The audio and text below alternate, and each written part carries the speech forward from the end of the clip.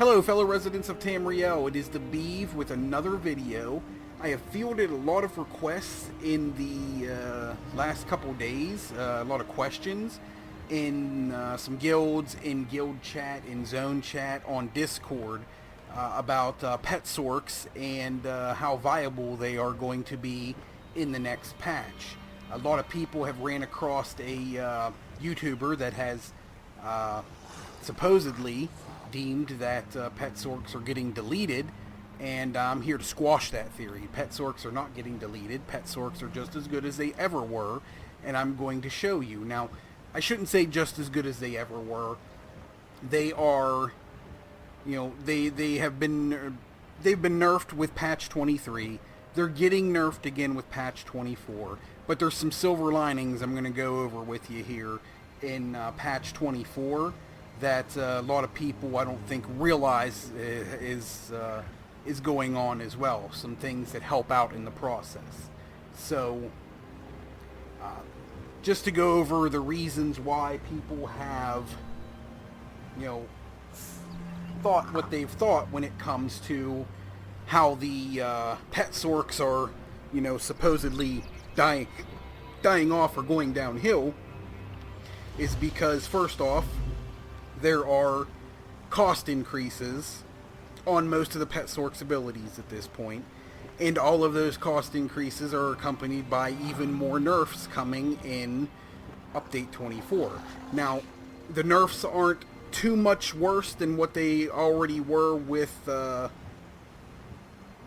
update 23, but they're still there. They really are. I've lost a couple hundred damage per second on my wall, a couple hundred damage per second on my flood. My pet went down a couple hundred damage per second. So all of those now have increased costs, and they are nerfed in damage that they do. So just to look at this, first off, unstable wall, 4207 magicka cost now. That's huge, honestly. It's a lot of magicka. Lightning flood, same exact thing. You're looking at almost 9,000 magicka between two abilities right there. I've already spent close to 9,000 magicka, and I haven't even bar swapped yet. So yes, that sucks. It really does. There are ways that you can, you know, get around this, and things that you can do to work alongside of this and work just fine as well. And we'll go over a few of those here in a minute. Your volatile familiar took a little bit of nerf per damage, shock damage done every 2 seconds, but it has gotten a cost increase as well. Your Twilight Tormentor took a little bit of damage nerf and a cost increase as well. Actually, no, I think the cost increase stayed the same on this one. I could be wrong about that. I'd have to look that up. And the biggest thing is Daedric Prey right here. This is what people are really upset about. The curse, when the curse is active, your pets deal an additional 20% damage to the target. This used to be 40%. Now it's only 20%. This is actually the third time that this has happened now. For the longest time, it was, I do believe, 50 or 55% for both of your pets, and then only 40% for your Atronach. Then they nerfed it down to 40% for everything, and now they've nerfed it down to 20% for everything. So they have sledgehammered this ability a lot. I really wish they'd make up for it by making it 8 or 10 seconds long. You know, that I would think that would be okay to me to nerf this down the way they have if they'd give me another 2 seconds uptime on it, or 4 seconds uptime on it. You know, make it match the uptime that you're getting out of your lightning flood, unstable wall, and, you know, pets. That is the silver lining to this. The three up here that are being nerfed. You know, they are going to cost more and do less damage, but you're getting a 2-second duration on each one of them. So 10 seconds now on an unstable wall, up from 8. Lightning flood, up to 10 seconds from 8. And volatile familiar, 10 seconds up from 8. So this gives you the ability now to throw in an extra crystal frag here and there, or even add in this scalding rune like I'm going to right here, to make up for the damage that you were missing from your two abilities right here and when you activate your pet. So it kind of gives you a chance to offset the amount of damage that's doing. Now, with those cost increases, it does make it hard to sustain. It really does. We're going to use a heavy attack rotation to keep ourselves sustained, and this rotation is a lot more dynamic than it used to be. I mean, it's still pretty static as well, but there are going to be situations where I'm throwing out as many crystal frags as I can, and then you're going to see me skip crystal frags to do a double heavy attack just to get resources back. So I'm not going to be doing that a ton, and you're going to see there's still plenty good enough damage output even when you do slip in a double heavy attack to get resources back. We'll go over all that when we get into the actual parse of this, but Bethesda, ZeniMax, whoever, if you're listening, I don't mind this nerf if you give me a couple extra seconds on the duration. You know, let that stay up just a tad bit longer and let my pets get that 20% bonus for another 2 seconds or so, and you'll get people that complain less about it, plain and simple. At least after they parse it, they will. People are still going to complain regardless, but those are my thoughts. So, what I want to show you here is that I'm using my pet sorc like I normally would. I'm 2 overland sets on it right now. I got the Mother Sorrow and the Necropotence, so sets that are very easy to get. I am running gold jewelry, all with bloodthirsty traits, all with the spell damage enchantment on them. Everything else I'm running is in divines. My Mother Sorrow Lightning Staff is precise to get a little bit extra spell critical on that bar. And then I am running the Maelstrom Lightning Staff with a weapon damage enchantment on it. The staff is infused, so I'm getting 452 for 5 seconds. And since it's infused, it'll just reapply itself, especially with that Unstable Wall. The Unstable Wall is a weapon ability that'll reapply it. So even though you're on the back bar and you're not... even though you're on the back bar and you're not even on that weapon, you can still reapply this spell damage. It'll still automatically reapply this spell damage enchantment, so that you can keep this up 100% of the time as long as you're getting back and reapplying this wall right as it falls off or before it falls off. I am using Zaun. Zaun is tough to get. It is out of scale color peak. You do have to complete it on vet. If you don't already have this, Falcon Scoria or Alumbris will work in these situations, and they're much easier to obtain as well. A second Mother Sorrow Lightning Staff will work right here as well. You'll lose a little bit of DPS in the process, just like you would if you took off the Zaun, but regardless, you're still going to get a good DPS output regardless. Now, champion points, go over Blue Tree real quick right here. 56 Elfborn, 49 Elemental Defender, 31 Spell Erosion, 19 Staff Expert, 40 Master at Arms, and 75 Thaumaturge. The rotation is going to be Unstable Wall, Lightning Flood. Well, okay, let's go over skills first, sorry. Unstable Wall, Lightning Flood, Volatile Familiar, Twilight Tormentor, and Crystal Fragments with Shooting Star on the front bar. Then Volatile Familiar, Daedric Prey, Crystal Fragments, Scalding Rune, Twilight Tormentor, and Greater Storm Atronach on the back bar. I have Crystal Fragments on both bars so that there's a chance for it to proc on both bars. As long as it's on both bars, casting any other magic ability gives it a 35% chance of causing your next Crystal Fragment to be an instant instead of a 1 second cast time. It'll deal more damage and it'll cost less magicka. So I'm only using this when it procs, and if it procs on the front bar, I am waiting until I switch to the back bar, and then I'm going to lead off with that. I'm always hitting my Crystal Fragments only on the back bar because I have more spell damage on my back bar. I have more spell chance on my back bar. Just to look at my character sheet right now. On my front bar, which is my Maelstrom bar, we're looking at 42,000 magicka, 18,000 max health, 10,000 max stamina, spell damage of 2284, and a spell critical of 36.6. Nice bar swap.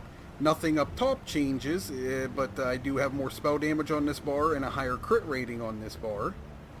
And when I hit my pot, that spell critical is going to go up to 66.1. And anytime I use a crystal frag, I'm going to get minor sorcery for 20 seconds, which is going to take that into like the 72% range. So my spell critical is going to go up to on the back bar into the 70% range, 72% range to be precise. And I spend more time on my back bar, so I have a really good chance of critical damages happening on this back bar. Now, my magic recovery is butt, because I am using Disastrously Bloody Mara, which is Bloody Mara, but it has health recovery added to it. That is why you see this damage-dealing sorc with a 1009 health recovery. That is a crazy number to see from a sorc, but it's kind of cool. It's going to help my healers out in the long run, in my opinion. Now, even with cost increase and that magicka recovery being so low, I've opted to go with it so that I can keep 64 points in my magicka and still have really good maximum health in the process as well. I am sacrificing recovery for this. You will see me double heavy attack every now and again just to get some resources back, but I'll do it in certain situations that work so that I'm not letting damage fall off in the process as well. But rotation is Unstable Wall, Lightning Flood, and then I'll activate my Tormentor. I'll bar swap. If my Crystal Frag's procced on this front bar, that's what I'm going to lead off with. I'm going to throw a Crystal Frag immediately. If it didn't, or after I've thrown it, I'm going to go with Daedric Prey. I'm going to go with Volatile Familiar. I'm going to go with Scalding Rune. And if that Daedric Prey, or if that Crystal Fragment procced at any point in time, we're gonna throw another one of those in as well. And we're going to do a fully charged heavy attack. We're going to bar swap back, and then we're going to start over. You will see that Magicka Sustain gets a little hairy, but you'll see me, like I said, do a couple double heavy attacks here and there to keep my Magicka up, and we'll be just fine. So let's go ahead and parse out this 3 million dummy real quick.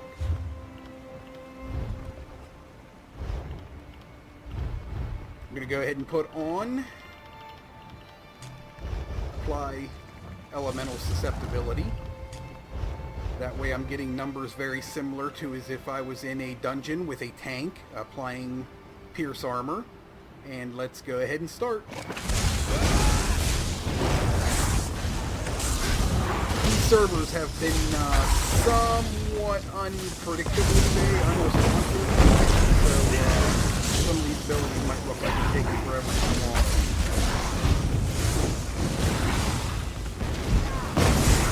Again. Shouldn't have to activate that bird again. I'll be at that 50% mark here.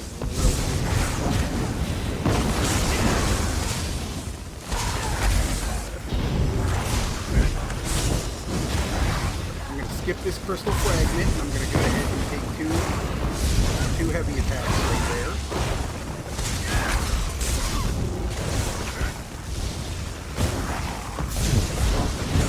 Two more heavy attacks here as well. That should leave me with enough mana to finish this part.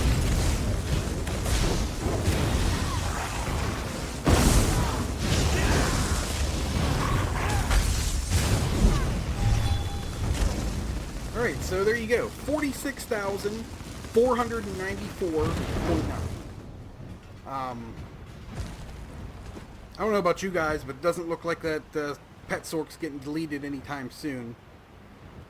What do you think? Seriously. Almost 47,000 damage in that Parse. I did have to heavy attack every 2 or 3 times. I think it was 2 times during that Parse to keep my Magicka up. When I'm in a dungeon situation with a healer that's providing resource recovery with shards or bubbles or whatever, I'm not going to have to use those heavy attacks that often, and going to be able to possibly even incorporate an extra crystal frag here and there. Like, I had to skip a crystal frag once to double heavy attack. I wouldn't have had to do that if I had somebody providing me resources. So, I'm happy to say, pet sorcs aren't dead, ladies and gentlemen. So, let's stop letting one person decide what is true or right about this game, please. Like, do it for yourself, or you'll show other people. Like, do it for yourself, and figure it out on your own. There are astronomical amount of different gear setups and rotation setups that can pull over 40k with this new patch coming, and this is just one of them. There are more out there, trust me. I'm going to tell you right now, there's one out there that I'm going to explore after this comes over onto console side, and I'm pretty sure I can get even better numbers than what I just got. Now, one of the couple of things that I want to point out to you here, this is combat metrics, in case you've never seen it before. Combat metrics gives you a breakdown of what happened during the fight. So what I want you to look at first is this stat right here. Spell penetration. 12,930, I think that says right there. My screen's too far away from me. But spell penetration cap is about 18,500. So we are real close to 6,000 below spell penetration cap. So when you are running with a tank that's applying Crusher or a healer that's applying Crusher, when you're running with somebody that is applying Minor Breach and Minor Fracture, or you're running with a tank that is applying Alkosh, these are all things that will improve that number right there. It'll take that 46,000 number to 49,000, maybe even close to 50,000. And that's also not adding in what Combat Prayer gives you. Or if you have a healer that's providing Major Courage with Spell Power Cure or Olo. So there are so many other things, so many other factors that play into this as well, where just even with Spell Power Cure or Olo being applied, it's going to raise your damage even more. If Crushing Glyph is being applied, it's going to raise your damage even more. Like, this build right here in the right group with the right utility is going to hit for 50 to 55k. And now that's going to be dependent upon your skill level and keeping things up as long as they're supposed to be up. But regardless, even if you're still only hovering in the 45, 50k range or 40, 45 range, you're still doing more than enough damage for any veteran dungeon in the game as long as you're following the mechanics of the dungeon. So, I'm sorry, but pet sorcs are not dead. I'm happy to say that pet sorcs are not dead, and this shows it right here. I really wish that people would stop worrying about what one person thinks or does or says about this game and go explore the things for yourself. Yeah, go ahead and look up people and get a good idea of how combat works and how your gear selects work and whatnot. But after that, get a good understanding of it and start doing it for yourself. Start learning it for yourself. There's too many people that are just meta slaves that are going to follow whatever popular YouTuber or Twitch streamer is saying that they should use, and to them that's all that should be used. And if you're not using that, you're garbage. And that drives me nuts. It really does. There are multiple different ways to get very good damage in this game. I could change out my gear sets completely right now and still hit over 40k with this. There are other ways to do it other than the meta ways, and I want people to start exploring that avenue. I really do. I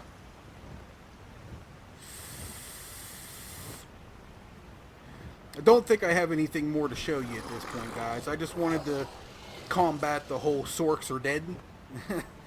thing that I've been seeing, and let people know that not only are pet sorcs alive, they are alive and well, and they are able to do really good damage still. So don't let one or two YouTubers sway your thinking on what you like to do or how things are done in this game, because as long as you put the knowledge and know-how into it, you can make any build in this game work just as good as this does right here, plain and simple. I'm going to call it quits after that, guys. Thank you very much if you stuck this out. If this helped you out or you liked the video, please give me a like, and you know, shoot me any questions or comments in the guild or in Discord or on the comments below. However, you know, I'll answer any questions, and I'd like to help out as many people as possible. Thank you again, guys, for tuning in. Greatly appreciated. And until next time, happy adventuring.